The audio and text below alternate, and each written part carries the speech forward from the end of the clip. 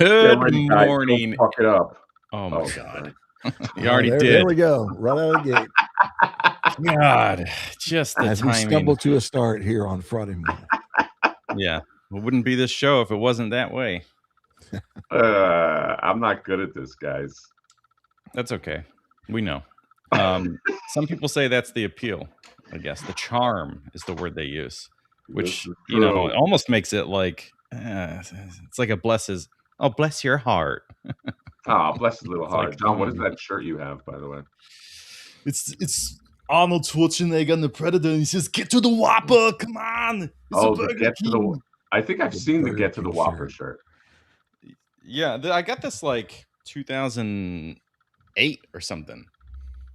Yeah, I thought it was an online thing. There's no affiliation with.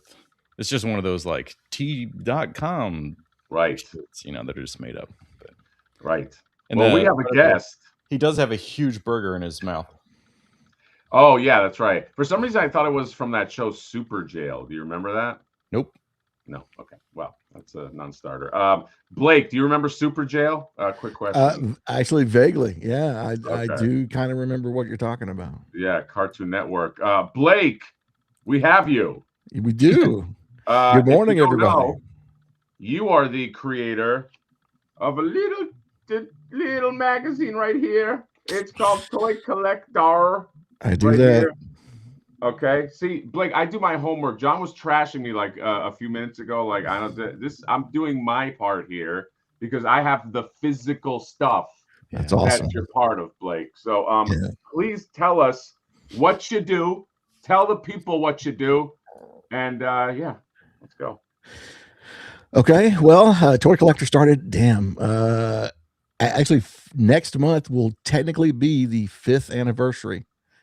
Believe it or not. Wow. I mean, we didn't publish until the fall, but I made the announcement in February that it was coming, and I had been working on it. I mean, technically, you could probably say it's already been 5 years, but so yeah, we ended up getting to market in the fall of 22. Yeah, and then went through and I've been chugging along ever since. I pick up. Actually, issue 22 is at the printer right now, and I'll be picking up those extras today after I'm done here. Nice. I have to. Some people are probably wondering, well, why haven't you shown the cover yet? Well, because typically I do show the cover, and then the magazine will get out to people about a week later. Mm-hmm. This time around, due to licensor requests, let's say, I have to hold the cover until the 8th. So I'll actually have the magazine ready to go, but I can't send it until until the specific date. So let the speculation begin. Yeah, you try to figure out why that is happening, and then you'll get maybe Super 7 should have done that. You get a gold star. The Simpsons. Yeah, but just for some context, Blake, you started Toy Collector as a magazine back in the day. Just some historical for some people that don't know. There was once upon a time, where there were toy magazines. Okay, I remember because I used to have them. Because you had Wizard magazine. That was the big if people were into comics, you were into toys, you were into that kind of stuff. You're kind of a nerd. And in tandem with that, you had magazines like Toy Fair was the big one that people remember. I remember that they had the funny little skits that very reminiscent of like. This is kind of where like Robot Chicken got a lot of inspiration, is like a Toy Fair magazine, and that was something that we all had, and then that went away. And then, just to give you your flowers, somebody stepped up and said, you stepped up and you said, fuck all that. I want to be a billionaire like those guys, where I want to make some fucking money. And you said, I'm going to start my own toy. By the way, Blake, I don't know your history in terms of before that. What made you the guy that was like, I'm going to start a magazine? What's your Yeah, background? what gave you the right is what he's Yeah, asking. Who are what is you? your deal, man? What makes you so special? Actually, nothing makes me special. Actually, the one thing that makes me special is that when I set my mind to do something, I typically do it. So before the magazine, I self-published 3 books on unproduced toys called Toys That Time Forgot. Okay. Those books were all Kickstarters, all successful. And once they all delivered, that took about 8 years, I guess, to put those 3 books together. People were like, kind of champing at the bit for toy news and that sort of thing. And I was like, well, I could do a 4th book about unproduced toys, or I could look around at the landscape and say, hey, wouldn't it be cool to write some of these stories and talk to some of these people about toys we all got to play with as kids or actively collect now? So you took a look around, and there's no toy magazines anymore. Right. And I felt, it had been almost 10 years since we lost the last one. And, they all got run out of business because of the internet, because their business model was to show you what was coming. Yeah. Well, the internet does that better than anybody, and they can do it right away, immediate gratification. And none of the magazines ever changed focus. So they just slowly went away. So 10 years after, I looked at the internet, and it wasn't the same internet that we had the 10 years previous. It was all social media. Social media is good for a lot of things, and it's terrible for a lot of things. And it's terrible for tracking news. It just doesn't do it very well. And when a company puts up a press release on social media, it's, as Chris Rock once said, here today, gone today. And if you went back and tried to search for it, unless you went directly to their page, it's an excruciating task to try to use the search engine on a social media site.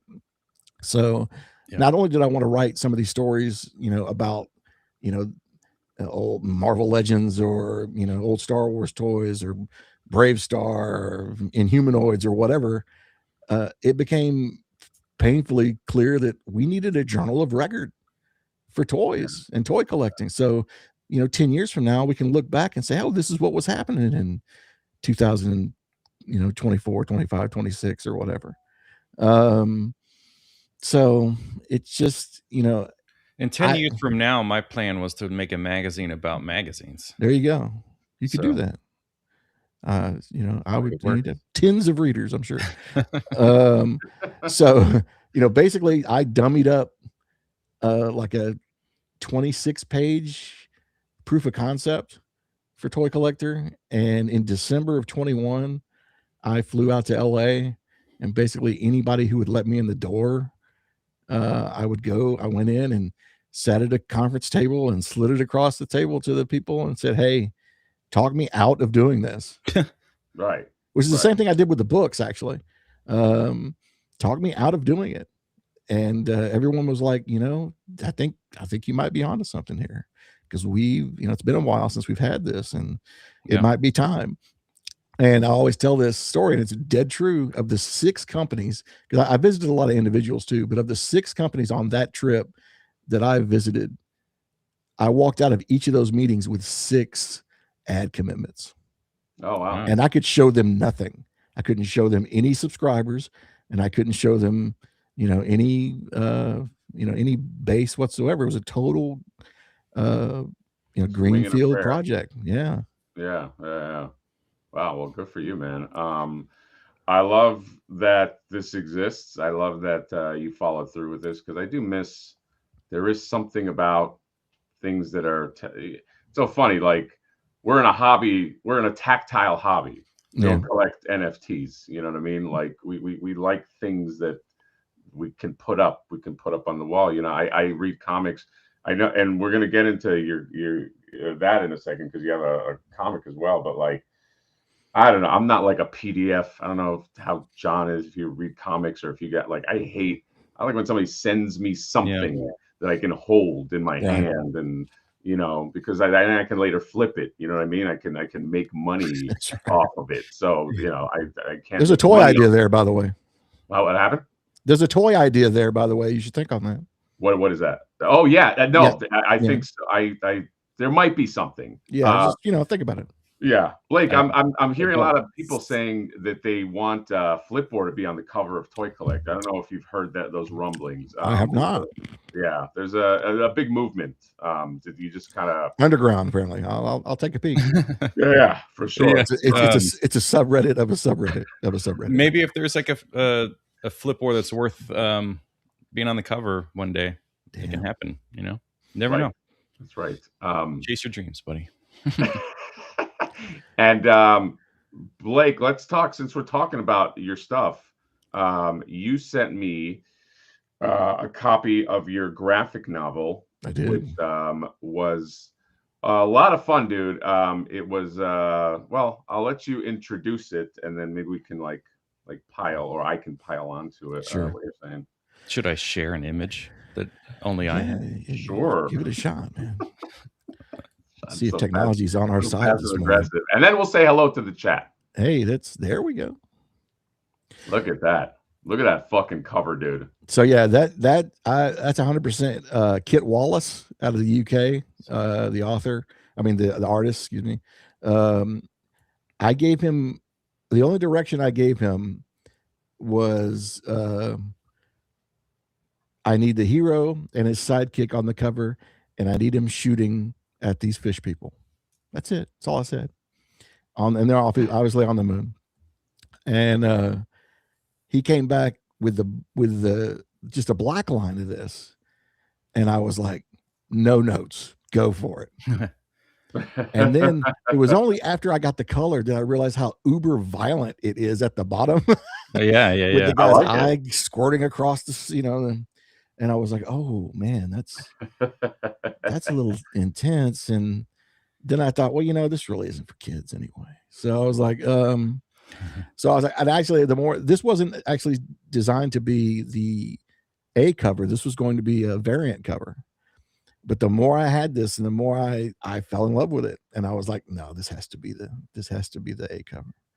So yeah, it's he did. And what's it about? What is Moon? So yeah, so he Zero. I came up with Moon Man Zero in 2008. So this has been lingering for a minute. And he's basically the story is he's a domed hero that lives on a secret military base on the moon, and they have basically been successfully deflecting alien bombardments of Earth for the last 60 years under all of our noses. We've had no idea that this has been going on, but they've been, aliens have been coming to invade the Earth, and they've been turning them away. But there's some, the story runs deeper. The story, no one knows who he is. So is he a robot? Is he a man? Is he an alien? No one knows. Because he never takes off his helmet, kind of Mandalorian style, except that fool obviously takes off his helmet. And there's backstory to all these guys, all the main characters, which you learn throughout the arc of the story. This first book is just the intro, more or less. I mean, it's like you read the punchline at the beginning of the book was something along the lines of, like all good stories, this one starts in the middle. Yeah. So you learn more about the history and the future as you go on. And I envision this as like a 6-book arc. So there's how many are out right now? Just the one. Just the one. Okay. Just the one is out now. This I do have to say, I read this cover to cover. This book fucking moves. Sometimes people will send me a graphic novel, and then there's there's a bit of sometimes it starts like Lord of the Rings, where you got to know all the rules. This one gets right into it. I was telling you, it's like by page 20, I was like, wait, I'm on page 20. What the fuck? So I do appreciate when graphic novels don't just suck up the air, and they're just you're looking at pretty pictures, so there's not going to be no narrative drive here. So this book really does move. Yeah, one of the things that I'm guilty of is that even in my writing, and you can see it in Toy Collector, it's my stuff is usually pretty dense. I don't let stuff air out too often, which is a is a good thing, and it's a knock sometimes when you're trying to. But I don't want any wasted space. Usually, only when it helps the narrative or it helps the visuals or whatever. Yeah. Like I said, sometimes that's a good thing, sometimes it's a bad thing. But it's just the way that I've operated in both my writing and apparently here. But I've already written this. It was a lot of fun. So thank you and the artist who does the interiors is that's Chad Shodel. Chad Shodel. Okay. Yeah. Right. So he lives in Cincinnati. I mean, we did this totally remote. I did get up to Cincinnati a couple times and took him to lunch just to check in and make sure everything was okay. Because the project did take longer than I had hoped. But is he doing the other books too, or he has never done? He's done covers, and I guess he's done some interior work, but I don't know exactly. This was a major project for him. No, sorry. Is he doing like the volume 2? Like, we haven't really discussed there. I mean, the whole team wants to do it again. Okay.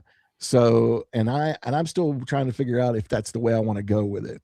I would really love to see different artists' interpretations of this, this world.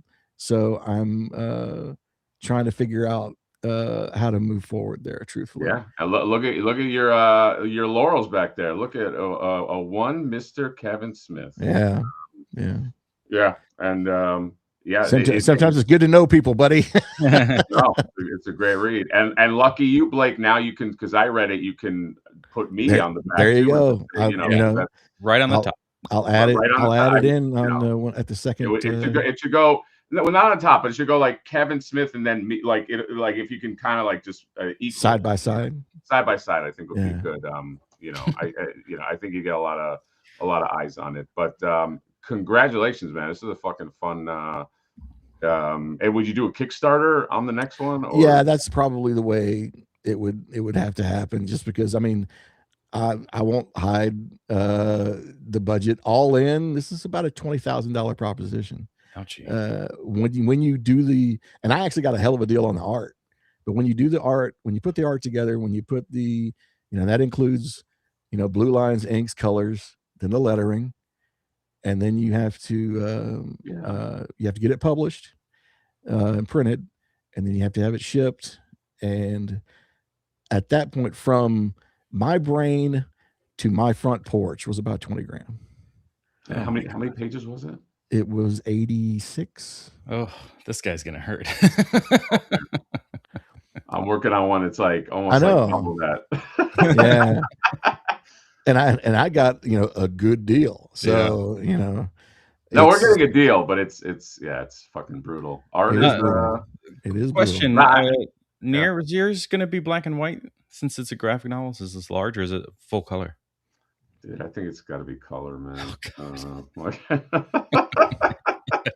Who wants to read Flipboard in black and white? I know. I'm just thinking like that's probably why most graphic novels are black and white, right? Well, this was full color too. So I mean, it was and bless him, Chad, when he got the material and looked through it, he was like, "I want to do all of it." And I was like, "What do you mean?" I was like, I want to do the blue lines. I want to do the ink. I want to do the color. Oh, that's great. And I really was like, "Are you sure?" Because I mean, that's a lot hadn't And I was like, he goes, "Dude," he goes, "I really like this, and I think you're onto something, and I want to be a part of it." So I'm like, "Okay." So I hadn't seen his color work at the time. I said, "Can you send over some examples of your color work?" And he said, "Yeah." So he did, and I looked at it, and I was like, "Yeah, he knows what he's doing." So all right, let's do it. So it was really, I was fortunate to find him, and fortunate to to get him on board and have him, really. It's always easier when you get people on your team that believe in the project, and aren't just looking for a payday. Wait, what are you talking about? What? Yeah, no. Yeah, don't say too much because the way I'm working with him right now is, yeah, just it's no one's gonna have your passion equaled, for the material. But if you get people that are, that at least enjoy what you're doing, it's a hell of a lot easier to work with and enjoy. You keep saying stuff that I know. With, way too early in the morning to talk about joy. What is this enjoy stuff? But yes, congratulations on this and on all your success with. Well, one of the most important things to say, besides praise, is how people can get it. Oh no, you can't get it. Oh, okay. All right. There's a $20,000. Yeah, one copy, $20,000. He just made it for himself. That's right. No, so it was a Kickstarter initially. All the Kickstarter rewards, I believe, now have been disseminated. You can now go and pre-order this from Big Bad Toy Store. Oh, Big Bad Toy Store. We know them. Yeah. So it's there. It's live, up for pre-order. Actually, I did get a PO from them. So yeah, as soon as that all clears, I'll be sending the books out. So yeah, if you are interested, I think it's $20, $19.99 on Big Bad Toy Store. Great.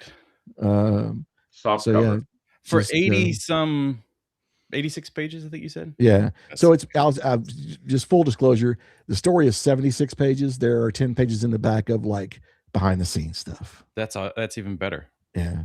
Especially for people that love physical media, that's something that gets lost when you digitally download Avengers or whatever. Like you're like, where's all the behind the scenes and like the bloopers or whatever, like the how that was made. So you gotta wait. Yeah. So there's one spread in the book that I really wanted to have happen. I was really proud of the way it happened. And so I basically did a spread in the back showing you how that all came together. Because one of the scenes that I wanted was a fist fight basically between Moon Man Zero and one of the fish guys that came out of the panels and into the gutters across 2 pages. And then so Moon Man Zero throws the fish out of the panel in the top left corner and then throws him back into the comic book in the lower right corner of the second page and walks away. So they're fighting like outside and other fish come up to the panel and are looking like outside the comic book to see what's going on. When I explained it to Chad, he was like, "What are you talking about?" He couldn't figure it out. So I actually took my little pen and I drew up basically a real quick sketch of what I was talking about. Yeah, it's like breaking fourth wall. Right. So he was like, "Oh, okay. I think we can do that." So he sent the blue line over and I said, "Yep, that's it." And then he put it together. So it was really cool. It was just kind of a fun thing to do that I didn't see too much in comic books. Yeah, well, it was a lot of fun and support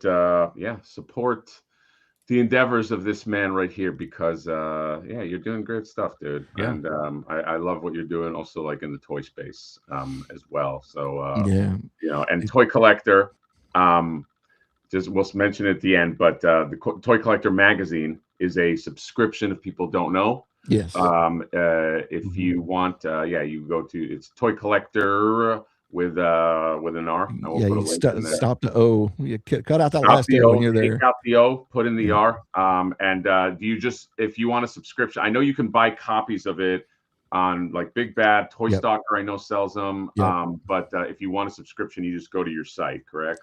Yeah. So toycollector.com without the O on the end. There'll be plenty of links there to subscribe. There's always links at our socials to subscribe usually. And if you subscribe within the next week or so, you'll be getting 22, which is the issue that's actually, like I said, I'm going to actually pick up today. With super secret cover. With a super secret cover, yeah. Copy that. Thank you for showing up, Blake. You're going to talk. Oh, we lost him. That's great. And because that's what we do. Let's hang out. We're going to say hello. Hey, man, you woke me up. Let's do it. We got Isaac Montes right here. Okay. Good morning, boys. Shout out Fleor year 1. I think he means Flipboard. Or maybe there's like a flea sized version of a Flipboard, and it's like you went deeper down in scale. I like that. I mean, that's it. They're like, I got these canine flakes that you guys are gonna love, and he's like flipping samples to other fleas. Mommy, I can see the fleas. I like how we went from toy flipper to like drug dealer almost. Hey, you want to buy some flakes? You know, authentic canine. That's right. We need more characters, guys. So I'm all for it. We got Badly Bradley right here. artist extra. We got a lot of artists, by the way, in this chat. So just something to keep in mind, Blake. You're a guy that needs artists. You need to, as you continue, you might do multiple covers, things like that for your books. Always. I am always amazed at the talent of some of these guys, not just in the 2D space, but like, we got a lot of like talented people that actually follow this channel. Not the guys that are hosting though.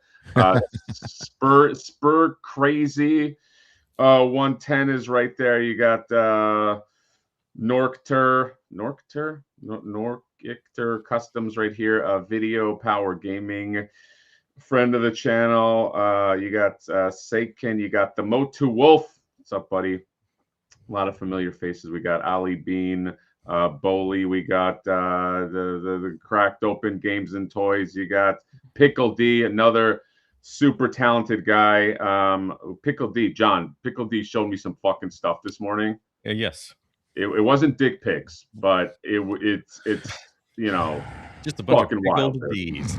Yeah, Pickle D's. And then you got Dust Tapes. We'll just do a few more here. And then you got Lone Star right here. And you got Vexen Toys and Just Alan doing Alan things. And Toy Stalker. Toy Stalker saying, hey, what's up, Blake?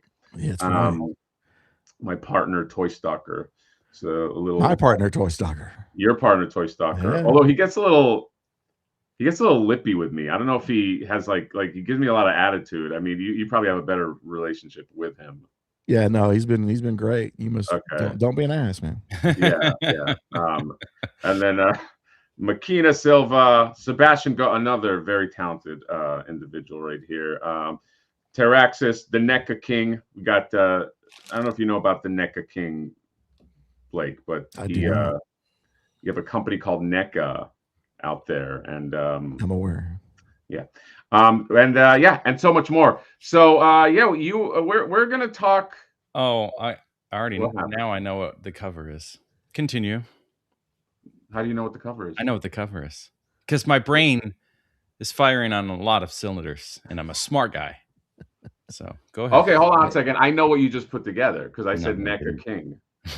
So you put the NECA King's YouTube channel is the cover. Is what I was saying. No. So you put NECA in your head, and NECA made an announcement. So you're guessing that that's the cover. No.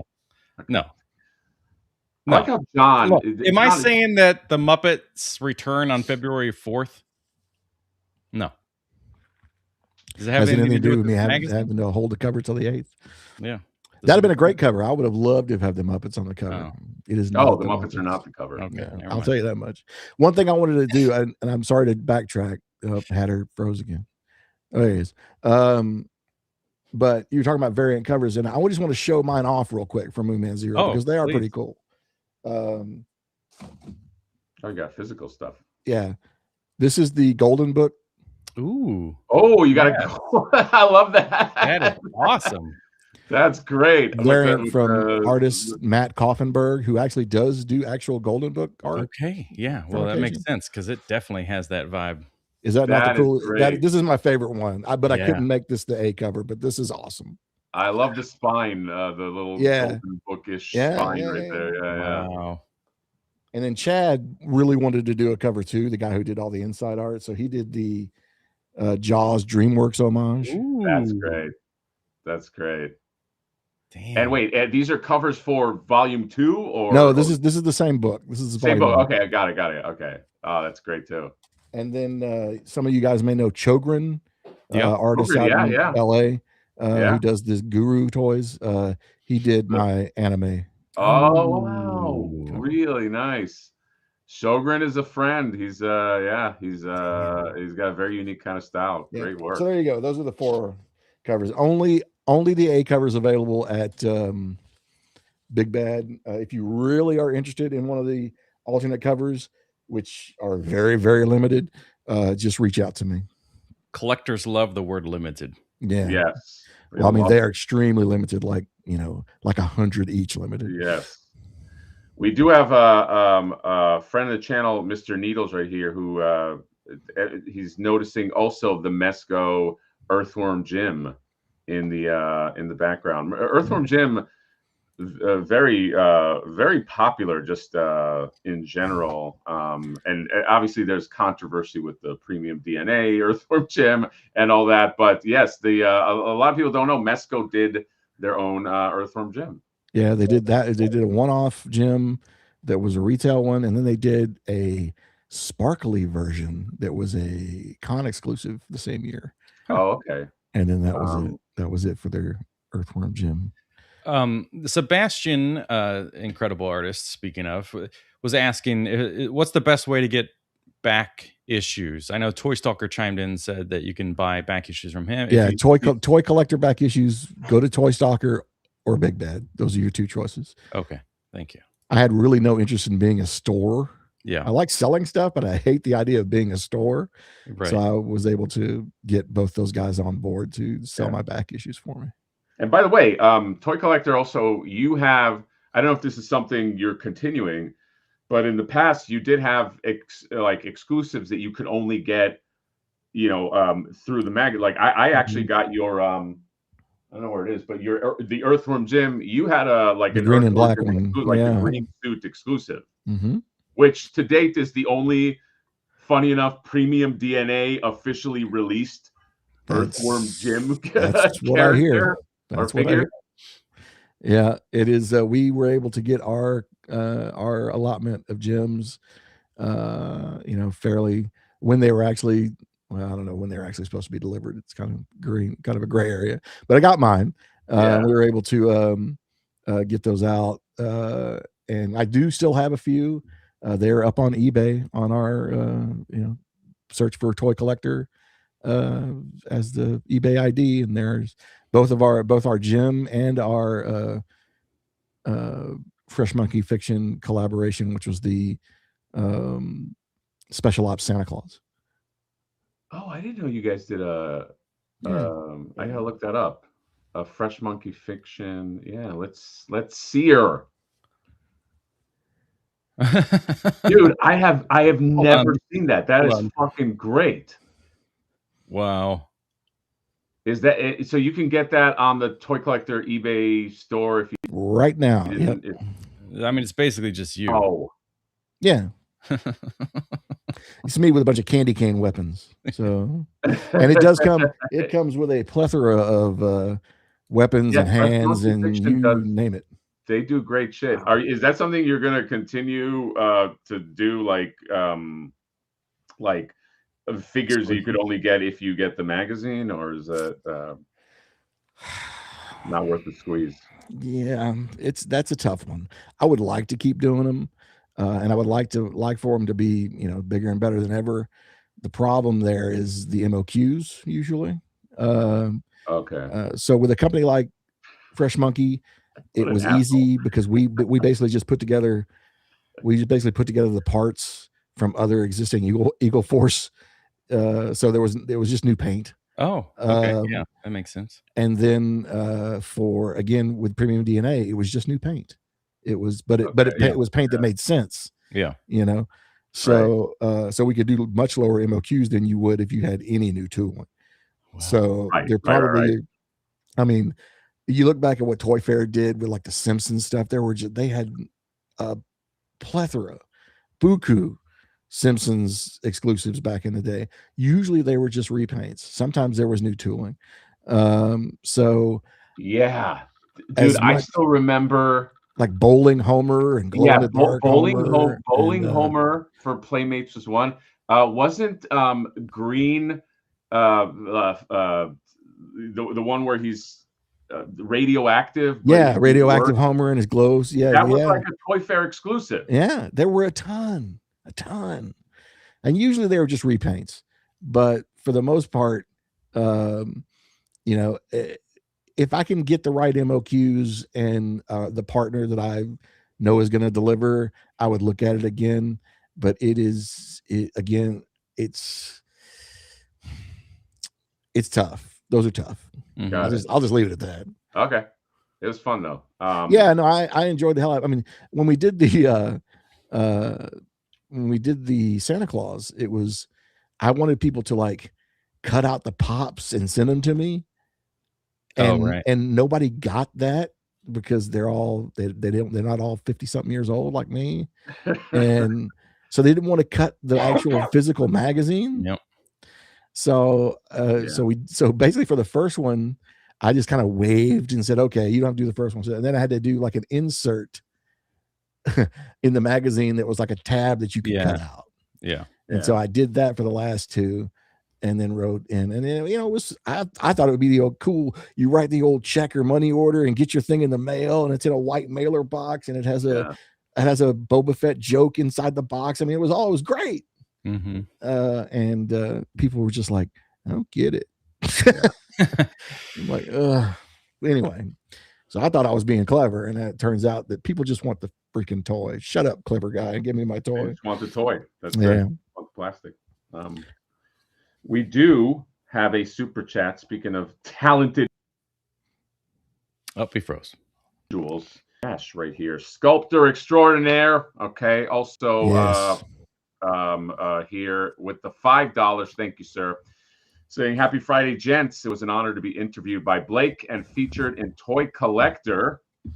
Can't thank you enough for the opportunity. Wow. That's right. That's the current issue, Cooking with Gash. Oh, I like Brandon, I'm gonna take your chat away so we can see your wow. Oh, look at that. Look at that spread. Yeah. So it's multiple pages. I think it's like 6 pages on Brandon. Because it's just a Q&A about where he got started, what he's doing now, his hopes for the future. Dude, that guy's a fucking genius, man. Yeah. Anybody who can sculpt a 1/12 cat's lair is okay with me. Yeah. I'm always bothered and intimidated and a little angry when there's somebody like Brandon Gash who is like that talented, that personable, that handsome, and that muscular. It's like, okay, come on. Like, yeah, who's this prick? Yeah, who's this? It could be said, about me, and it could be. It could be in another world. Yes, Toy Collector is, I mean, that's the place to go. By the way, self plug. Well, let's do Sebastian Gomez right here. $1.99. Another very talented man. USD. Just sign up for a treat, Blake. Thank you. Oh. A year is what he meant. Oh, great! But it's kind of it's a monthly. But treat. It's a treat you get every 8 weeks. Yeah. Yes. And I also personally, Blake, want to thank you because Toy Collector also did. We had a 2-page spread about Flipboard. We did Flipboard, yeah. It was written by Pixel Dan. Yeah. Pixel Dan wrote a thing about Flipboard. And no, I didn't bribe anybody. It was just there. Everybody thinks like, did you pay to play, Hatter? No. Yes. Okay. That's one thing I like about Dan. All his checks clear. We did a thing about he went to Norway and did that toy show last year. We did a write-up on him visiting the toy show in Norway, and in the same book we announced his TMNT book. And we were on a thing together. It may have been YHS or something, and it was or Toy Anxiety. And I was like, he said, yeah, Danny, I just wanted to tell you the check cleared. You're good. You're all good. But no, before anybody gets any bright ideas, I don't do that. I basically choose the news that I think is worthwhile, and I put it in. No, you do. You which means if you didn't choose your news, yeah, whoopsie. Or I just didn't know about it. I'm not clairvoyant. Yeah, there's too much to know. I've thought about there are channels that have success with just talking about like weekly news in any topic, like tech news or whatever. And I'm like, well, maybe there could be toy release stuff, like just making informative videos. I'm like, God, there's just so much stuff.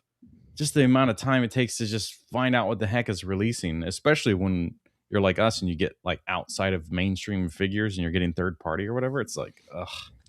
It's tough. I mean, I miss stuff. I miss stuff all the time, and I'm going to miss stuff, continue to miss stuff. But, I just have to make a judgment call over what I think, balance between what I know people are going to want to see and stuff that I think is interesting enough for them to see. Because you're a collector in your own Right. Sure. And so, but you know, you have to sort of put the other hat on to basically, you know, make judgment calls of like, you know, what are the things that, and obviously, you know, you have your own personal stuff that you're like, you know, these are things that I like, or these That are I things really I like. sort of want Sure. to push.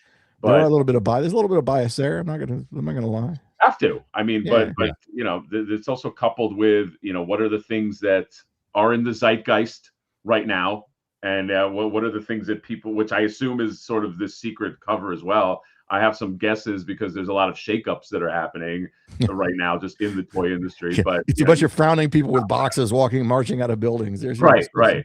description. Yeah, exactly. So no, I think we're in an interesting place. I am very thankful that there is somebody like you that is doing these things, that Yeah. is definitely filling a space like this. Mm-hmm. Yeah, sometimes, you know, I will say there are people, times I get up and I'm just like, why am I doing this?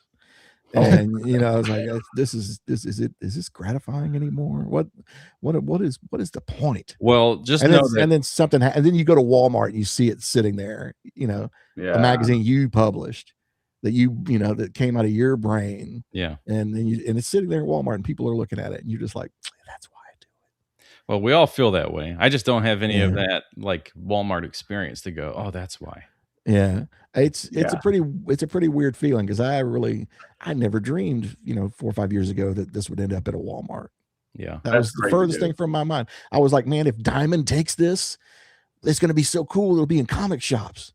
And then hell, I'm still around and Diamond is not. So yeah. So what's By the way, that those questions you asked, John does that before every show. Why am I here? Yeah, it's kind of like you remember the morning affirmations on SNL, but instead of looking in the mirror, I'm looking at Near. Near's my mirror, and I look at him, and but he says, "You're good enough, you're smart enough, and doggone it, people like you." Yes. I am John's. I don't really exist. I'm John. It's a special relationship. I can tell. I'm like his Tyler Durden. I just show up. Yeah. Except I'm everything he doesn't want to be. Yeah. And then when the camera goes off, you beat the living hell out of yourself. Right, yeah. That's right. I would love to watch that. Let's anyway. talk about stuff that the thumbnail is, just so toy people stuff. What thumbnail? Don't feel like we did a clickbait thing. Who cares? Let's get clickbaited, everyone. Get clickbaited. That's our tagline. That sounds like a t-shirt, Near, by the way. Get clickbaited. Oh, see ya. Hey, that actually felt way better now that he's it should. I don't know what his problem is. He knows how to use this. What are you doing, man? No, you left the thing. We can't hear you or see you. You're a big boy. I'm not going to plus you in. There you go. There he is. Oh, there he went. That felt better. It's like I got double the pleasure. We're going to give you a little more headspace here, Blake. Oh, feel a little more comfortable. A little scary. Yes. So we got, if you don't follow Geek Dad Life, then this will be the first time you've heard about these things, but he's been able to stream about these things or make a 30-minute video every single day. So. Yeah, that's right. What toys are they gonna make? These are the toys they revealed. Here are the pictures. Here are my thoughts. But he didn't go to Germany. I was surprised. I thought he would be in Germany. Yeah, he went last year. He went a couple of years ago, last year or something like that. Yeah. But yes, Masters of the Universe, guys, has a movie that's coming out, a big Hollywood movie with all the glitz and glamour. Big Hollywood movie, Masters of the Universe. Here are the stars. And then, get your popcorn now. Yeah, I love it. Who is this He-Man? Dude, that Jared Leto likeness is spot on. Oh, my God. I thought they would give him a Skeletor head, but I gotta tell you. That's maybe this is before he became Skeletor. Yeah. This actually looks good. This looks like Alison Brie in this angle, in this lighting. I mean, it looks a little like she could use more paint to give her some, like, at least something, man. Some bronzer. They need to try again on her, but because I'm with Hatter. That's more Celine Dion than anything else. I mean, yes, But compared to the other photos we saw, this is much closer. Yeah, Look at this that has some elbow, or content. This has some color to it. The other ones just look like she's a ghost, like totally pale. Yeah. And but I'm genuinely impressed with these. I'm genuinely impressed with these. Just as much as he is. I like this He-Man figure. I like the trap jaw, the battle cat. And so I was talking to Vex and Toys. He says that the battle cat is not the Masterverse one. To me, it looks like, it looks great, by the way, but it looks like it shares tooling with that Masterverse. But then people are saying this is completely new tooling. I don't know. Like the body, if you guys remember that big old Masterverse Battle Cat, it looks sort of like that to me, but it looks fucking badass too. So I'll be getting this one. I'm gonna be picky. This is definitely new. Yeah. I mean, I'm assuming I'm gonna pull up an image here. I think the tail is reuse. That's about it. Here, let's look at this. It does not feel well. I think the joints, but this doesn't seem like it has the depth of sculpt. No, the face is brand new, but right. But like even like the fur and stuff, this seems like it's. I mean, it could just be harsh lighting, but more this pronounced, feels more, deeper cuts. Yes. Do you think he's going to talk in the movie, guys? Oh God, I hope so. I mean, he says in the trailer, "Talking tigers." Oh, he does say it. Oh, I missed that. Yeah, because he comes from a land with talking tigers. So, okay. I would have if he doesn't talk, then they're a bunch of liars. Yeah, curious what he would sound like then. Hey guys. He's like Eeyore. Don't blame me. Eeyore. John, right? There's got to be. There's something there, man. I don't know. Maybe I'm. No, I think it's 100%. Yeah, it looks pretty new. Right. Yeah. I'm wrong. I'm wrong, guys. Okay, chat. I can be wrong sometimes. Yeah, and that's all right. All right. And there's your. When you're right, man, is it hit? Huh? Because then when you're right, it hits. Yeah, then it really, every now and then. I gotta say, collectively, I don't think that any of these really look like the actors, but I can't think of more than like 2 other figures that Mattel's done and with live action people. I mean, I know they do wrestlers, but that's got to be a different team because none of like even the other like the older movie figures that they had released like 2 years ago or whatever.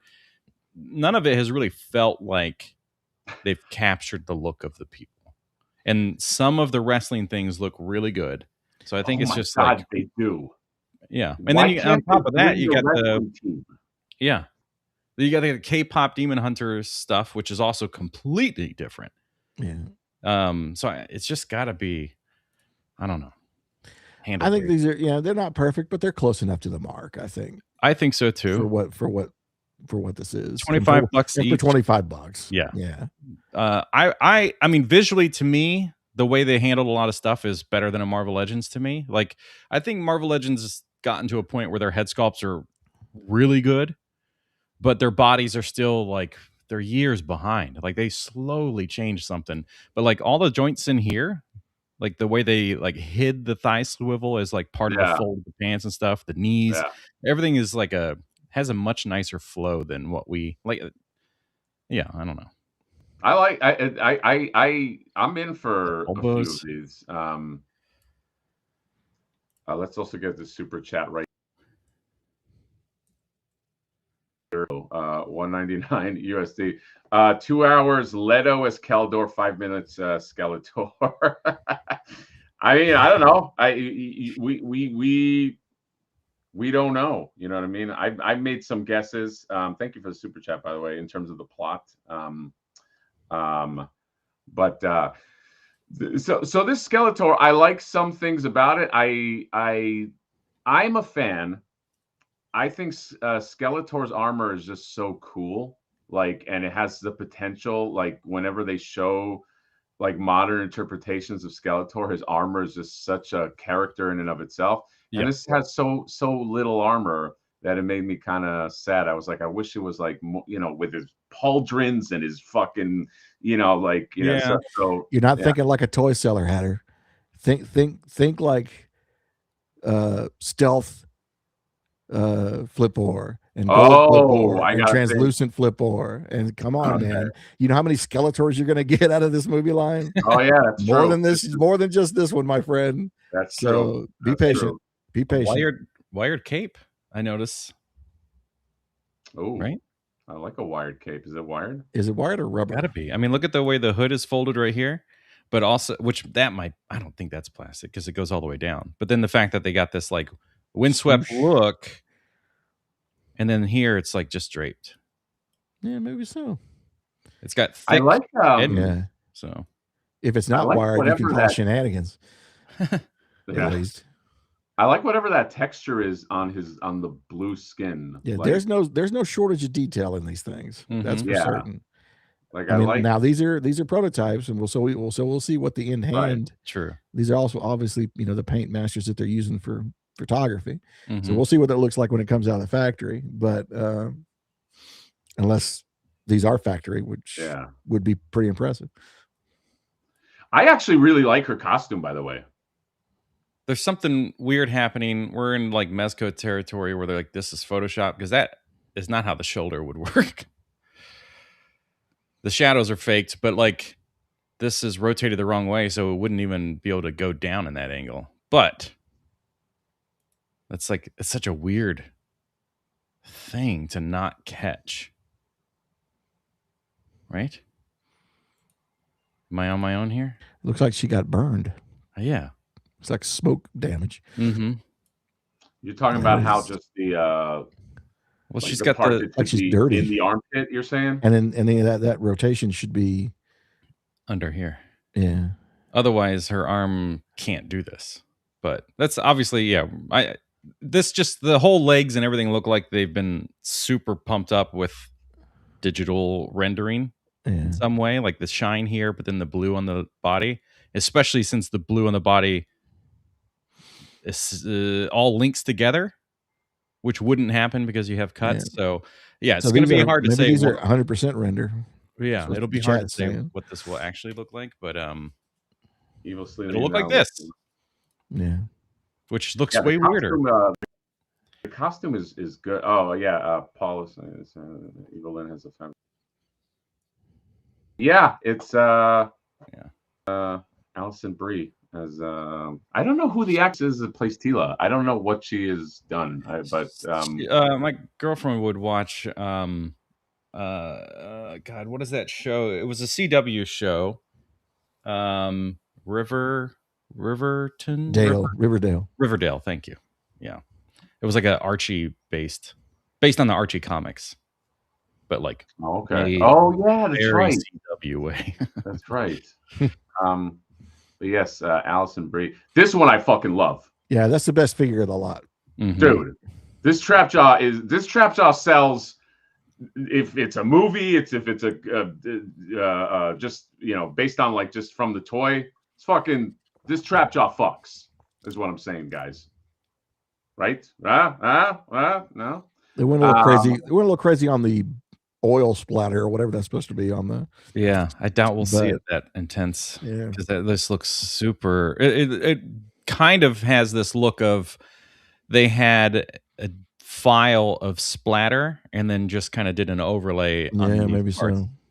Because it doesn't really seem like it wraps around anything. I like it. He's like dipping his shit in oil. You just gotta oil him up, right? Yeah, he dips his hook in oil and lights it on fire. Yeah, chases you around the room. Who's playing Trapjaw? Oh, I don't know. I think Kevin Sorbo, Kevin Smith. Kevin Smith. Kevin Smith might be playing. Kevin Smith might be the voice of Trapjaw. I could see. Trapjaw is played by. It's like some like Shakespeare actor or something. Sam Wilson. Somebody called CGI. I'm not sure who that was. I think that trap jaw Spanish, is this guy. fucking sweet. I don't care what. Sam Wilson, there you go. He looks like he's probably a British actor. That looks like a render. He's a render. He's House a of Dragon. There you go.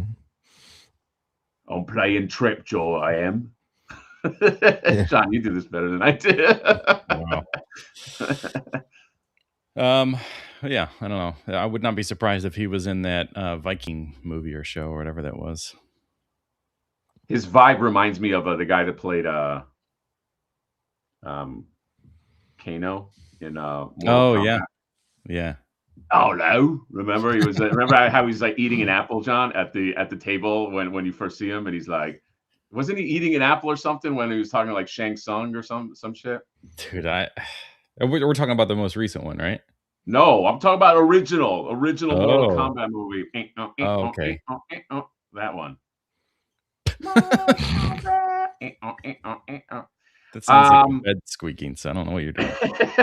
I can only think of the one from the most recent one, which character-wise, like, was great. He's like, I got fucking laser eyes. I didn't see it. I gotta watch it. That's not a little Statham right there. Yeah. I got fucking laser eyes, don't I? That would be Statham. Yeah, I got fucking laser eyes, look don't at I? me with my laser eyes. I can only whisper. I can only fucking whisper because that sounds tougher, doesn't it? John does a good Jason Statham. Pretty good.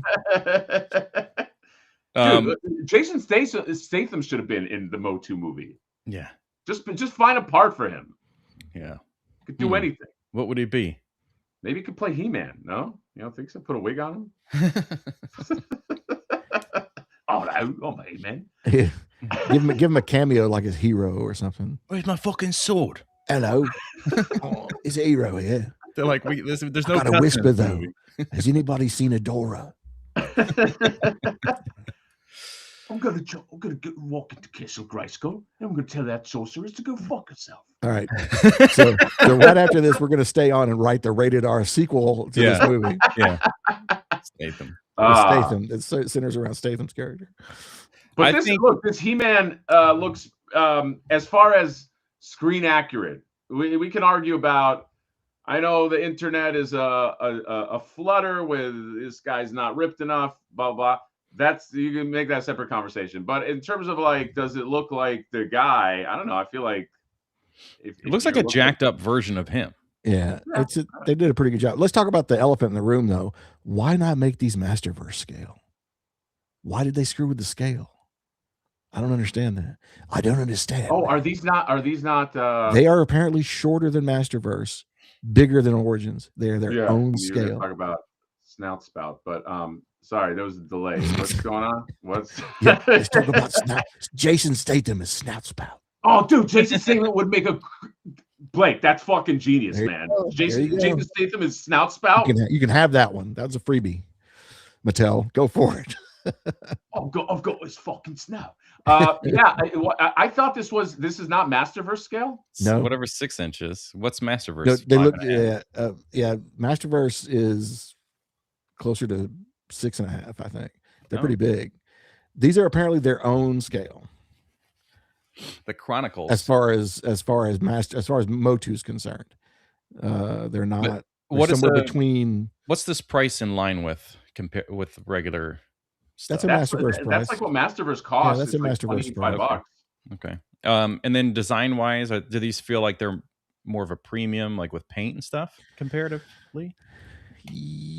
I would say that they're leaning towards yes on that. Yeah. Okay. They look yes. They look like it is a natural fit to plug these into Masterverse in the same way that G.I. Joe Classified, when that shit Snake Eyes movie came out.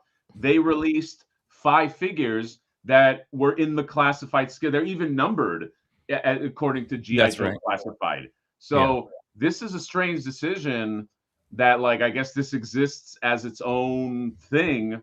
I think maybe it scales with Masterverse, but it's weird. To me, this would mean that they're trying to like appeal to a wider audience of people to put it in, because fucking collectors, man. So many people care about it doesn't fit with my other thing. You know, it's like 1/12 scale. We're not listening to those 8 people anymore. Well, it's We're all we moving hear. on. It's the 1/12 scale is also all over the place. So if you're going like Japanese companies, even with Japanese companies that are smaller than things like Marvel Legends, which is not a 1/12, it's like a 6-inch line. Even those are out of scale with each other. Yeah. So this to me feels more like they're trying to be a uniform release to work with anything. So the real question is Chronicles, which is this new line, what they're calling it, is that a movie specific thing, or do we start seeing cartoon He-Man in the Chronicles line, or 2000X He-Man in the Chronicles line? Do they go back and start making older figures in Chronicles? Is that the plan? I guess it depends on how this does. Yeah. I don't have, even though I think some of these are cool and I will pick them up, I don't have enough optimism that these are not going to end up at like Ollie's, like because movie lines, I don't know, like doesn't everything end up at Ollie's, man? Yeah, maybe, or Ross or whatever. But like, I'm just like, and look, it's obviously it's not a 1-to-1 with Snake Eyes because like, you know, this movie could be a lot better and this and that. But like, I feel like movie crossover figures, I kind of said this in a video, they tend to not, I don't know, they tend to not do that well sometimes. So I hope that they're not just hinging. For my money, I would have been, I think, more excited if in tandem with this, they made some Origins. Like I would love to see these in Origins. Hopefully that's the plan someday.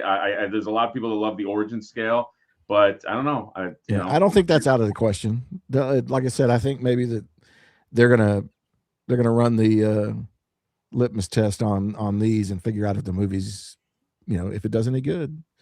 And I mean, just based on what I've heard feedback wise, people are excited about this. Yeah. And so I think that I don't think it'll bomb. No. It may not be you know, in the top even 10 box office movies of the year, but I think it'll find, I think the Motu people will see it multiple times. Right. And I think that it will find an audience slightly beyond that. I don't think we'll see it, you know, in streaming 6 weeks after it was released in theaters. We're going to have to, it'll go through the full robust cycle of, you know, not showing up on streaming until, you know, after Christmas or whatever.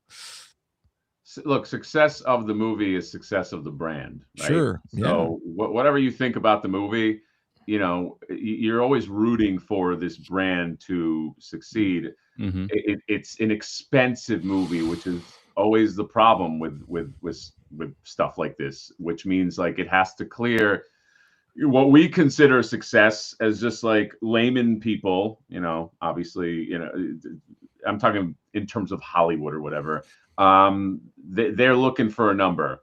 Is it going to hit that number? I don't know. It's got a lot to clear. I hope, dude. I hope that this comes out and it becomes like a Motu fever thing, and people that are not necessarily like Motu, you know, people like us are like, oh my god, I love what this is, and you know, let's keep this going. That's always the dream, right? So they're saying the budget on this was around $200 million. So yeah, I mean, it looks all of 200 million. Yeah. So if it comes in at 450, you're probably happy with that. So, and I don't see that. I don't see a world that it probably doesn't make that number. Agreed. I think this will be. I think it'll be a success. It's just it may not be the fans think it's a success. It'll be one of those like everybody's going to go see this. It'll do well financially. Kids will enjoy it, even if the adults don't. And if this is a good film, like people enjoy it mostly, then it will create a whole new generation of fans and collectors for this stuff. And then we saw it with anytime Ninja Turtles does something, anytime there's something that comes out, all the old stuff becomes popular, even with the younger generation. Right. Yeah. Now I think there's zero chance it gets Barbie numbers, but Right. I think it will do well. I think it will do well enough that we may see a sequel greenlit quicker than you would expect. Yeah, and an animation. Yeah, I think Barbie was like a special. Yeah, there was something way more unique about that. Yeah, Barbie was also, and again, we haven't seen this movie, so it might be special in that way. But Barbie was executed in a way that was like was even the promotion for it, like with the sort of 2000 Space Odyssey and this and that, like it had like a very unique thing about it. Also, women just came out. You know what I mean? Like a lot of women came out for Barbie. You know what I mean? And like even that Barbie is much more universal. Unfortunately, sorry to say, it is much more universal than Masters of the Universe. I think that you know, we don't have that immediate. Oh my God, Barbie. My mom knows that, and my grandmother knows that, and little kids know that, and this and that with Motu. But you know, I am rooting for something. It's same with TMNT. You know, no matter what you think about the new Mutant Mayhem, or not new. Yeah, you should want it to be successful if you're a fan of the stuff. You know, like with Ninja Turtles, you don't have to like Rise of TMNT. You don't have to like Mutant Mayhem. You just have to want it to succeed, even if you don't care about it. Yeah, every time one of these projects flames out, that hurts the overall brand. If people would realize that, then I think most people do. But yeah, if you want some really obscure Motu thing to happen in the future, you better be rooting for this movie. Yeah, exactly. You know, and I felt the same way about, you know, when that Dungeons and Dragons movie came out. If you guys saw that, I liked that movie. I thought it was a lot of fun. It didn't do well. Which is a bummer, because I was like, this is like a fun world, but you know, like you never know, you know, like you just need like a thing. Sometimes, dude, everybody, I always think back to like Pirates of the Caribbean. Everybody thought that movie would just fucking die, like including Disney. It did something unique. It had a unique angle. It was unique enough that people were like, oh yeah, I like what they're doing. I want to support this. So I am on the record rooting for this to succeed, because again, you know, this succeeds. We all sort of succeed, even if you don't like the movie, even if you don't like the direction. But if you like Motu, you should root for this. I do want to spotlight. I think we had, was it a super chat or may not? It was Pickle D. Pickle D right said, "Where's Fisto? The main character is missing." Yeah, that's true. I think he's in the trailer. He is in the trailer. I saw him punch someone with his fist, and they went flying.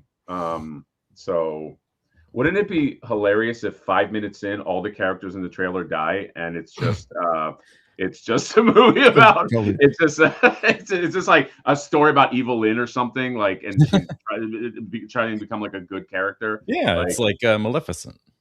Maleficent, yes. What if it's a secret Maleficent movie? And oh my God, how mad would people be? Oh man, I would make me so happy though, because I love those. Just to see the whole thing derail within 10 minutes of it. Oh my God!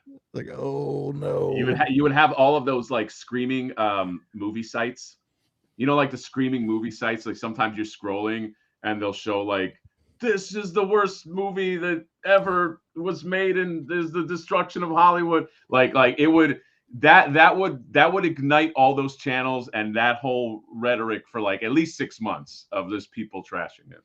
Yeah. I don't think that's going to happen. I think this is going to be I think this is going to be an entertaining movie. The question is, will it connect on like a bigger level that because that's what you want, right? Like Blake, you're an entrepreneur. You want more new customers. You don't want the same old customers that show up. That's I love my old customers, but yeah, fresh eyes fresh eyes equal new revenue. So yeah, you have to you have to root that your stuff goes wider than you'd ever imagine it going. So yeah, I'm always looking for new opportunities for visibility, because even 5 years in, Toy Collector has a visibility problem. People, there are toy collectors, really good, high profile, a lot of money being thrown around toy collectors that still don't know this magazine exists. Right. That's a problem. Yeah. So no, you need sadly social media ads about physical media. It's like you get these people that are so stuck in the digital space that you gotta kind of pull them out of it. It's like, but then you're almost asking them you're asking them to get away from their device and go flip through something that they have no interest. It's not just that the toy thing isn't of interest, but it's the actual flipping through a physical magazine that's just not of interest. Do you have do you have a digital version? I don't know how many times I get asked that. It's like, no, I don't. Sorry. Also, would you read a digital version? That's like, Well, I lived in that space for 10 years. Before Toy Collector, I did an online guitar magazine called Gearphoria that was a digital magazine. You would go on the page, you could flip through it. You could flip through it like a real magazine. You could download a PDF and all that stuff. But the model there was to do the magazine, give it away for free, and charge for advertising. Right. So that wasn't that. But if you're going to charge a subscription, then the minute you put it on the internet as a digital copy, right, you're cannibalizing your audience. Yeah. This is people why can just. I go crazy when 3D sculptors are out there just like giving away or offering digital files. I'm like, oh, don't. Oh, no. Like, because now one person has it, everybody has it. No one's going to pay you the $7 anymore for it or whatever. Right. It's it's just choices that have to be made. Sometimes they're not popular. Yeah. Well, I hope. Look, everybody. I'm rooting for this movie. If you're like really like rooting for a movie to fail, it's just such a weird look. It's just I don't give a fuck. I have movies that I hate. Yeah, I watch a trailer, and I'm like, this looks like it's gonna suck. And I'm not saying this about the motion movie, but like to root for it, that's like a weird like. I hope this fails. That's just stop. Or to just carry that energy through all conversations. Anytime it's brought up, like, we see it like in our chat, we see it in like Facebook groups or whatever, Instagram. It's just they carry that despise for the thing because. Like the new Superman movie. Let's just talk about when there was a behind the scenes shot of him in his suit, like on set from like a weird angle. And people are like ripping it apart for the suit, blah, blah, blah. And it's like, you've not seen the movie yet. You realize that everybody, including Cavill, had to go through like some digital thing with the suits. Like, or people that are just like the comments that they have towards a movie that isn't out yet. It's like, oh, you got to see it early? Like, that's the only response you can give these people. It's like, oh, you got to see it early? It sucks? Huh. Wow. How'd you get in early? Like, because it's not out yet. When nobody fucking knows. And a trailer can completely destroy the possibilities of a movie. I was just watching last night about Tom Cruise, The Mummy. And the first trailer they released, he's like falling around inside the airplane, and none of the effects were there, and the sound effects were there. So all you had is like these weird ADR Tom Cruise yells every few seconds. So otherwise, it was just dead silent. Dude, I remember that trailer. I saw that trailer in theaters. I remember, but yeah, that was dude. I completely forgot the Tom. Yeah, Cruise. What's a movie trailer that the trailer gave the appearance that it was going to be something, and then you go see it and you're like, that is not what I expected. I know that I've seen some stuff, but I can't think I'll tell you what. I remember people walking out Drive with Ryan Gosling. So many people thought, including myself, it was like another Fast and the Furious type movie. Yeah. And then in theaters, look, I fucking loved it. I'm on the record. That's one of my favorite movies. But I remember people walking out because it was kind of like an art house movie. Like it was like a very slow burn, like it was not Fast and the Furious. And I remember people walking out of it, and so that's definitely what there's a bunch more, but like, you're not talking about shit where purposely the plot is vague. Something where it's like you're sold a movie and then you go in and it's just like, this is not like that movie. And sometimes it's better, but sometimes it's worse. But and then the other piece, I just, because we say it, Blake, I just kind of want your opinion about this. Is I'm very excited about NECA Muppets. What do you think? I'm at a slight disadvantage here because I've known about this for a minute.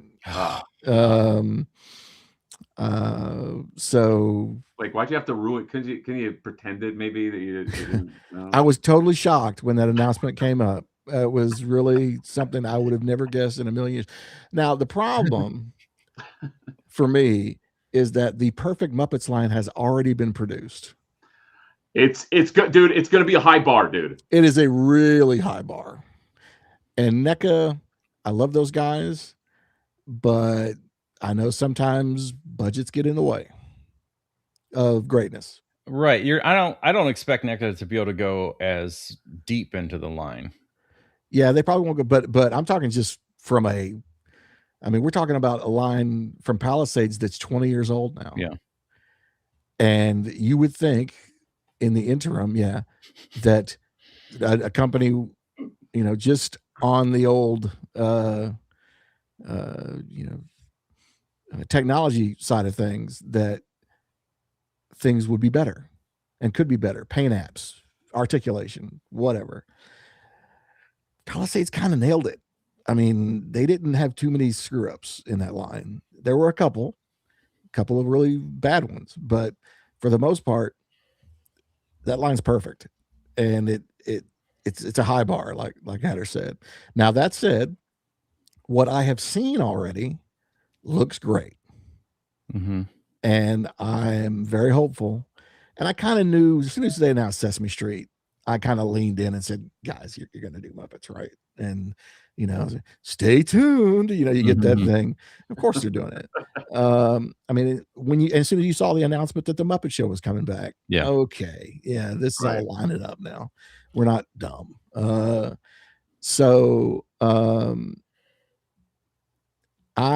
want this line and I want it to succeed, and I will buy every last one of them. Yeah. The other problem with the way NECA does distribution is that you're only going to get like 1 or 2 figures probably coming out at a time, maybe 3.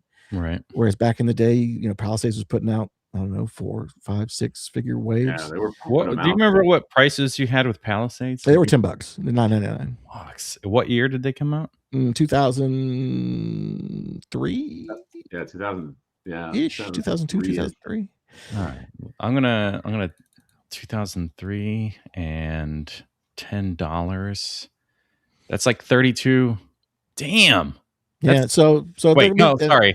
You have to click the calculate button. It's $17.50. So basically, you're going to pay double that for a NECA figure. Yeah, because they're going to be $36 or whatever their standard price is now. Mm-hmm.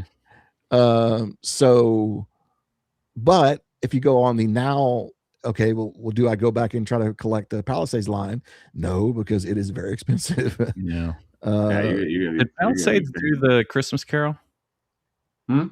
Did Palisades do Christmas Carol?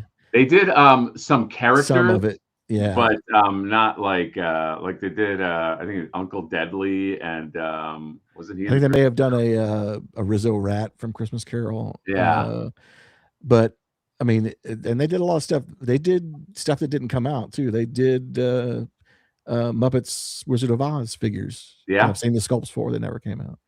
Do you remember they had sculpts for Sesame Street? They had they had Sesame Street done. Yeah, they had it done. Much. Yeah, it was Ernie, Two-Headed Monster, Bert, and was it Bert? Did they have Bert? It was Ernie, Bert, the Two-Headed Monster, and Guy Smiley. Yeah, they had a Guy Smiley. That's right. Yeah, that's right. And they looked really good. And they had packaged samples. I mean, that thing was ready to roll. So it was damn unfortunate. It was ready to go.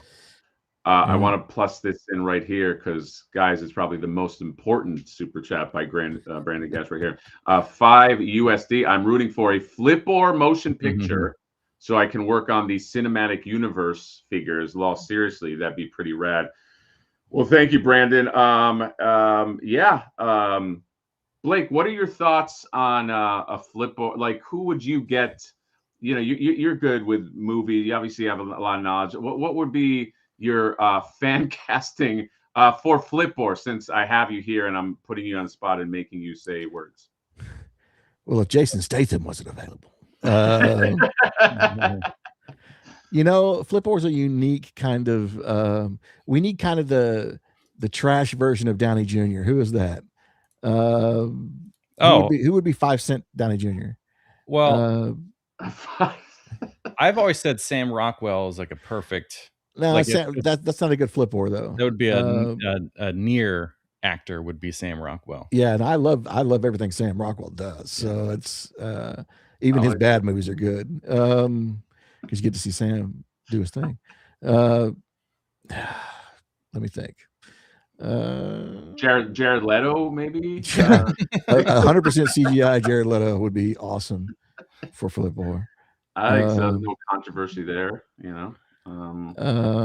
Yeah, man. I mean, it was like there's a lot of potential for the some people said Danny McBride because he's kind of like an idiot for the right space. Yeah, McBride. I don't think McBride's a good fit either. I like that. I like it. Blake's like really giving this. I know, because I could definitely see a Danny McBride because the way he's always, pissed off and stuff. But then he's an idiot. He always plays the idiot who's confident. We need somebody like Patrick Warburton. Oh, okay. But maybe a younger version of Patrick Warburton. And when he was Tick. We need that Warburton to be Flip War. I like it. Well, we're gonna work on that. Like, let's. Guys are like, you're thinking, oh, it could be a good one. No, he's 60 years old. That's not good. It's like, all right. Yeah, I know. You know what bugs me? Just a pet peeve. I've talked, I think, with John about this is like when people make decisions of who should be an actor based on shit that they've already done.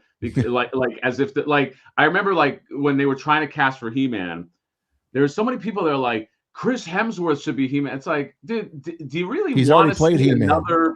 Like, do you really want to see him do this again? You don't want somebody new. You know what I mean? It's like, but it's such a you get that a lot out there, or like somebody will have like one physical element that's close enough to the character, like they'll be bald, so they'll be like, he should be Professor X. It's like you can shave anybody's head.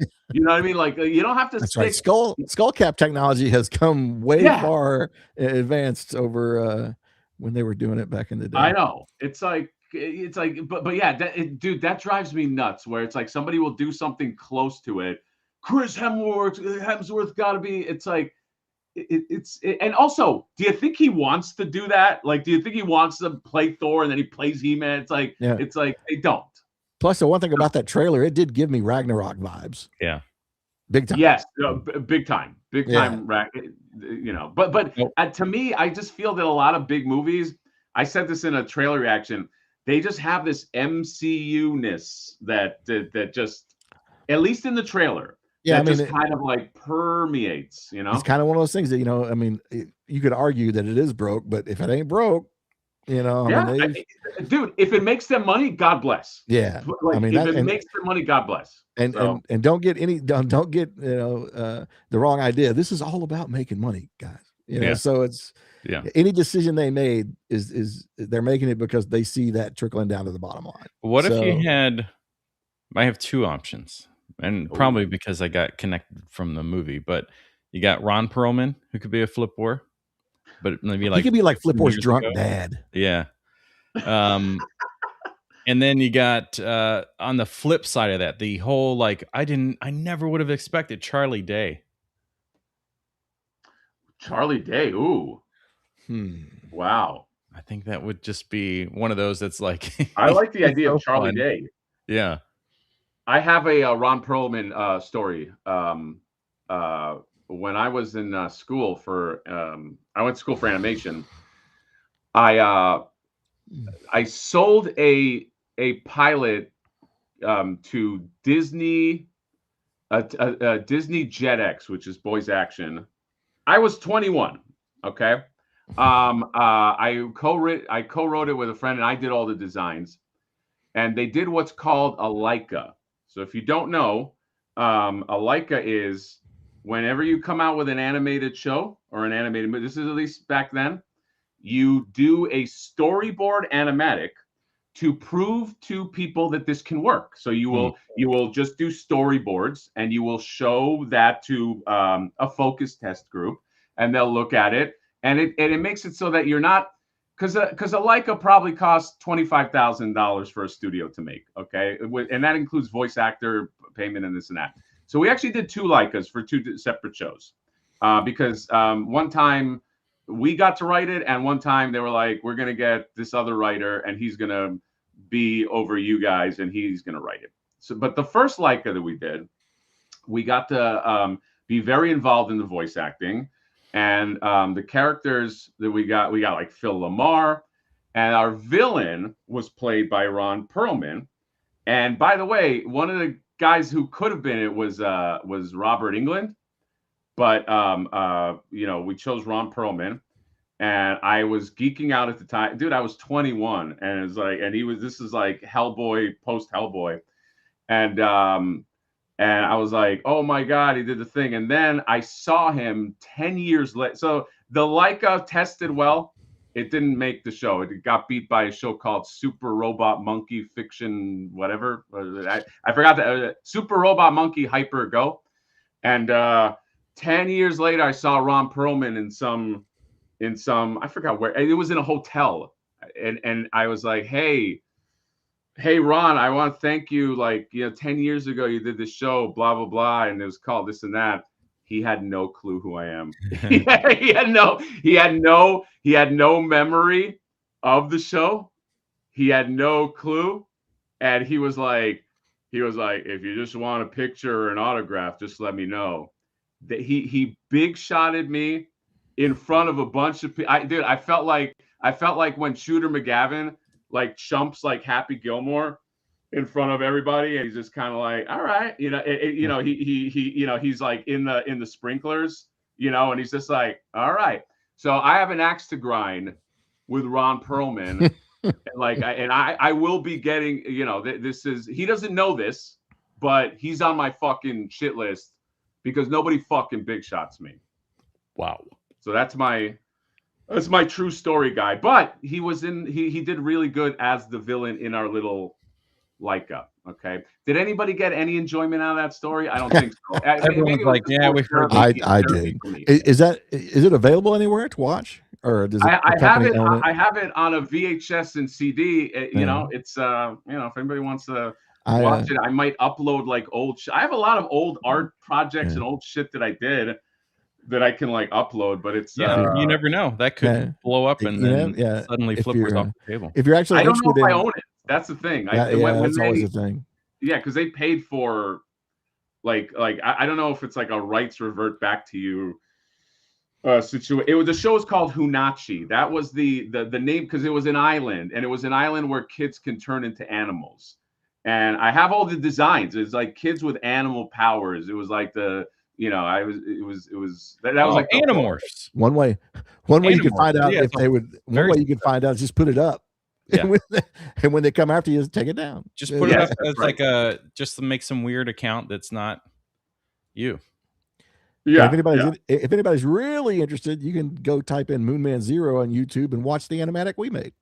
Oh, you guys did Oh, that's awesome. We did during the pandemic. It's like a 4-minute, almost like a trailer for the whole universe. It's not really a story.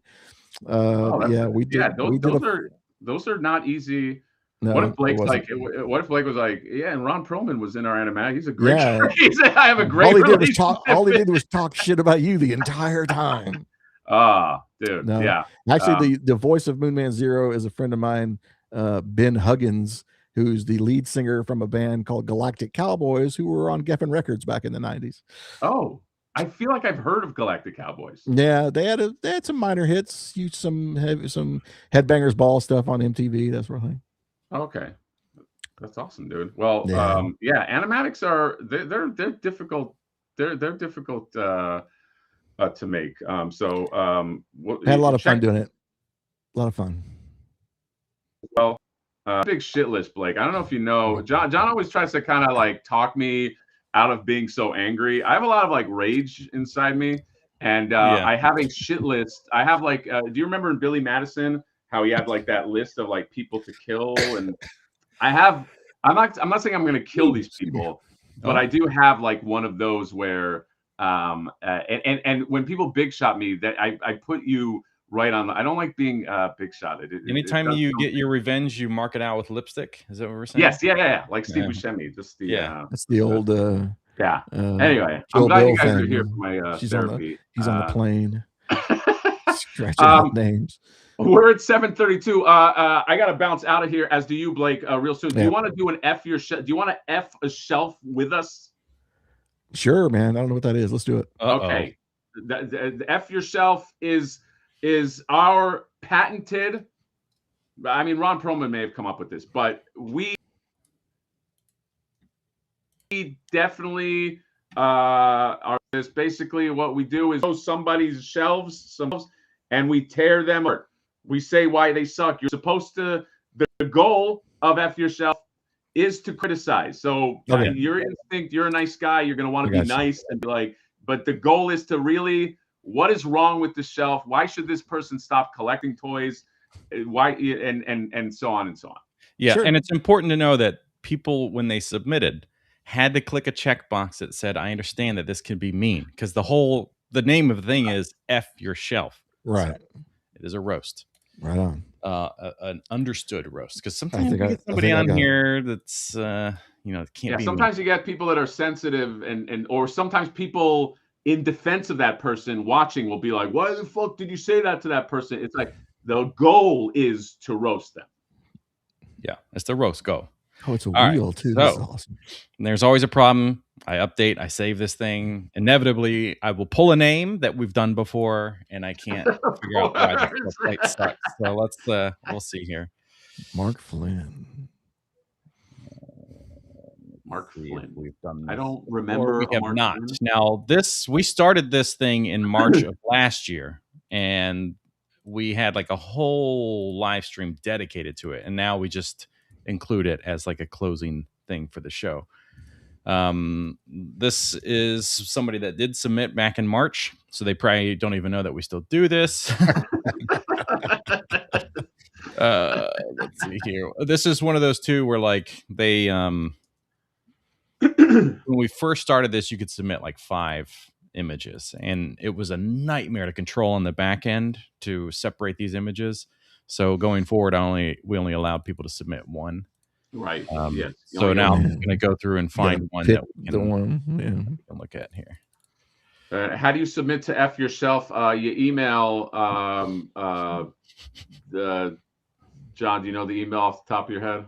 Email? What the hell are you talking about? It's just linked in the description of every live stream. Yeah, go to the link in the description and let us F yourself. I thought Blake, you got to go first. They're the guest. Yeah, I'm gonna find an image here if I can get the. I just need to. While you do that, Quippy's here. If Mark has a lot of Super 7, he's definitely related to Brian and only has them because he got them for free. Who are we talking about? Are we talking about Brian Flynn?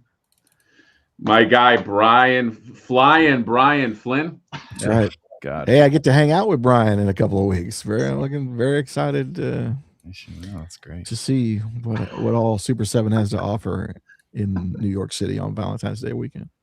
Wait, what's happening in New York? Is it Toy Fair, baby? Toy Fair. Oh, Toy Fair. That's right. Even I know that, and I'm a poser. All right, let's just pick one here because they're all kind of. They're all kind of basically like this. What the fuck? Okay, number one, you can't. If there's figures in there you can't see, and there are, what are they doing there? Take them out. Make more space for the people that you can, or give them risers or something. Right. Overall, there's just a lot of. There's too much shit going on here. Gotta let them breathe, man. I don't know, what this guy was thinking. Other than he wasn't thinking, obviously. What were you thinking? Trying to have fun and display here? Yeah, the only thing nice I can say is it doesn't look like there's like a ton of dust on these things. So maybe this is either a fresh setup, or maybe he actually cares and will lightly feather his figures every once in a while, which is another bumper sticker I got to make. Feather your figures. Blake, do you like TM. that he's registered got, trademark Blake Wright Universe? do you like that he's got lights up there, but they're not on? But the dome lights. Yeah, it's crazy because there's actual fake lights in the display in the back. Fake lights are on. And then there's the puck lights that aren't on. Those are run on. If they're the battery kind, then I'm okay with it because they drain too fast. Yeah, but this is for a photo. Yeah, true enough. So yeah, what do you F this shelf? That's all I gotta say. Just F this shelf. I like how he punched it. You're the first one to do that. Well, come on, look at it. I concur. I also big faux pas. Picture taking etiquette is you put the smaller people in the front. You got Irma. You got little Irma right in the back. What Irma's got to be front and center. You don't put her in the back. The little tiny little thing. You put her in front of April. Like what like I don't understand the thought process. I get big green frog. Yeah. Come on. All right, exactly. Come on is right. Now maybe Irma, there's something against the news crew. I don't know. They're just back there. I don't know. Well, the thing is with she gets horny for anybody. So you could have put her with Rex because she's got like a big thing for him. Ooh, I like that. And then you could have just put her with one of the turtles, even just being a horny girl. And that would have added some character and funniness to like you did that over here with the big boy. And then you just kind of gave up. There's some kind of dial piece back here that you created for like a desk, and you managed to put all these accessories on there. And I bet at this point, when you put all of them back there and had the computer and like, oh, I bet they're looking at something on the computer like this breaking news. You got to get out there. Oh no, we got to go out to that. And then you put the picture frames up and you're like, oh, this looks so fun. And then you just kind of made this at the end. Right. That's true.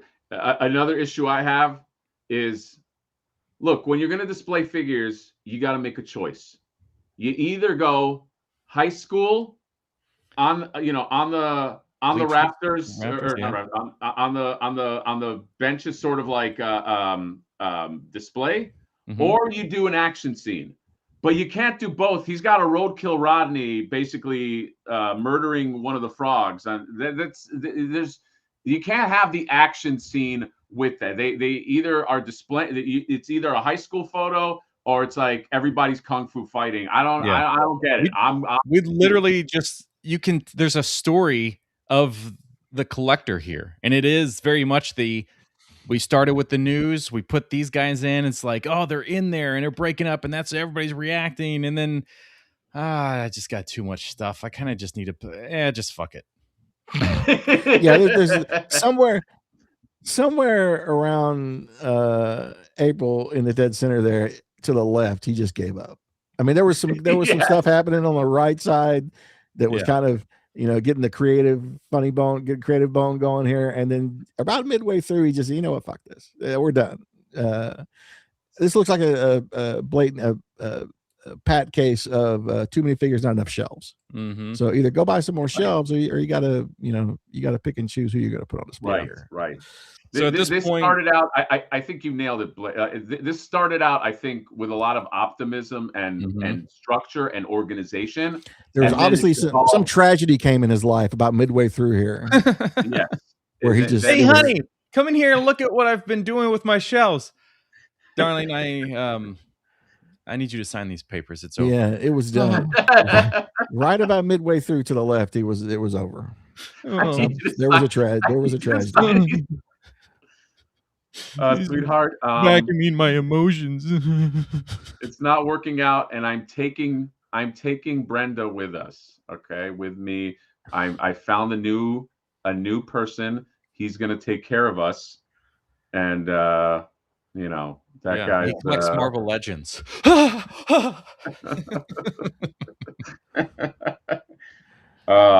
Yes, but yeah, it started out with structure, devolved into entropy or whatever, just complete chaos. Chaos. So, yes, Blake, thank you for that. You're. I think you could summon a lot of meanness when you want to. I think that's pretty good. It's in there, brother. You just have to uncork it every once in a while. I appreciate this unexpected opportunity to let loose. Yes, and Quip, thank you for risers and bleachers. All of a sudden, like I missed I was like, I can't. What is that word? You guys ever like lose a word all the time, man? Like it's like I've known this word my whole life, and now I just lost the word. That's fucked up, guys. Yes, Brenda is the child in that scenario. So Blake, toy collector, where can people find you? Give us what's the thing? What's your deal? What's your story? All the big guys, social media wise. Toy Collector on Facebook, Toy Collector on Instagram, Toy Collector Mag on Twitter. We are, like I said, issue 22 is at the printer right now. I'm going to go pick it up. It's done. I got to go pick it up. Can't show you the cover till the 8th because of a licensure thing, but we will be doing that on the 8th. I believe it'll probably, since that's a Sunday, that sounds like it'll be Jay's show. Although I haven't told Jay yet, but we're gonna have to live stream now so we can have the exclusive. Yeah, that's right. Well, I tried to do that myself. I was like, hey, we're gonna do our own live stream to reveal the cover, and like, I appreciate the 6 people that showed up, but it's just one of those things. So I got to go to somebody who has an established audience. In any case. Yeah, not like you guys. You have like 12 people on not like you loser. Not like this fucking morning drive show. Hey, let's check the traffic and weather. Hey, well, Jay's the one with the sound effects. Keep that in mind. That's right. Yeah, right. Yeah, we don't bump that out. John does his own sound effects. That's right. Ooga. That's right, guys. Coming in hot this morning. Let's take it over to Earl on the 109. That's right. Jay got family. Anyway. So it'll probably be there. And then we're just pressing on. We'll be at Toy Fair in a couple of weeks. Looking forward to seeing what everyone has to show off there. There'll be plenty of coverage in the next in issue 23 from Toy Fair, and we've got a lot of stuff cooking. Still, doing the thing. And then Moon Man Zero, of course, again, Big Bad Toy Store for both back issues of Toy Collector and the new graphic novel. That's about it, I'm guessing. Well, thank you for coming on. Thank you for shooting the shit with us. It was fun times, and I just bought a new slide. There you go. You got Scotty Quippen here of GDL. That's right. Yeah, tell Jay I'm coming on the show on the 8th. Yeah. Or you know what? You just approve it, Quip. You're equal partner in that thing now, right? He's more responsive. Quip's the main dude anyway. I mean, just what is Jay gonna do? What power does this fucking Jay have? Anyway, the power of good hair. That's what Jay has. Do this. Oh yeah, it's Geek Dad Live. Welcome everybody to Geek Dad Live. I stole that from him for like a week. I was doing all my reviews. I was going Mad Hatter reviews. He didn't like that. Well, and people would be like, you'd say like, "This is my idea. I just came up with it." Whatever. Like it's clearly a joke. People were genuine in the comments, being like, "I think GDL does it." And if you're looking for toy news other than the internet, be sure and go check out Toy Collector magazine and. I like it. Let's do it. Why not? If we all do it, we'll be good. Everybody does it. Then he does it. It's not his anymore. Yeah, it becomes of the community. For a little while, this stream was called The Real Geek Dad Life, and I made graphics and everything. That's awesome. The graphics were great. I think we should go back to that for like a phase. Like we should have John. Like, what if we like sort of bring like this month? Where real geek. I think we should. I don't think that should have just died. I think we should bring that back for like. Well, the challenge is because like we stream to 2 channels. So he streams on his, I stream on mine. We do it. Yeah. We dual stream it, but we both have to change all of our branding for it to show up properly. Yes. Yes. And I can't get him to do that. I can't get him to get rid of a 7-second intro. Oh God, that's in 340p. That's awesome. It's a little square in his. Sorry, John. One day I'll get better. Blurred alert too. Quip and Brandon Gash and Sebastian Gomez also quick plug. They have their own shit going. I like all three of those guys. So please also spread the word, spread awareness. Thank you Blake for showing up. Show up anytime you want. I will inevitably run into you at some convention for sure. That always seems to happen. There you go. Video Power Gaming. Yes, Real Geek Dad Life should be a seasonal every October. Yeah, every October we just do the Real Geek Dad Life and just piss off Jay. I think that's a good idea. And if you have spare capacity, if you have spare brain capacity on Tuesday, be thinking of me. It's another birthday that I'm not. Oh, happy birthday! Not looking forward to. Actually, I look forward to them now more than I used to. Yeah, I imagine. I'm turning 42 this year, and I hate it. 42? Yeah, in June. I'm like, fucking so stupid. As soon as I hit 40 every year, I remember 42. Fucking cool. Yeah. So I'll be 57 on Tuesday. Yeah. So you're a young man. Yeah. And you look every minute. Every bit. No. Well, that's the problem. See, my hair is like brown and my beard is like gray, and it's just a mess. Yeah. I got to do something. Yeah. I wouldn't have guessed 57. So. Yeah, no, it is 57. Yeah, I would have thought still younger than Near, so that's good. I mean, yeah. We're gonna end on that note. That's terrible. Anyway, all right. Well, Blake, thank you for showing up. Show up whenever you want. You know what I mean? You're a friend of the channel, and Ron Perlman. Watch out, buddy. Okay, that's all I gotta say to fucking Ron. Okay, you're not gonna big shot me. Next time I see you, I'm gonna fucking big shot you. That's how it's gonna work. So that's it. That's my promise. I'm gonna become bigger than Ron Perlman. Everybody's gonna fucking see. Motu, go support Motu and toys and support Johnny Nostalgia, who is working on some fun stuff that I'm gonna say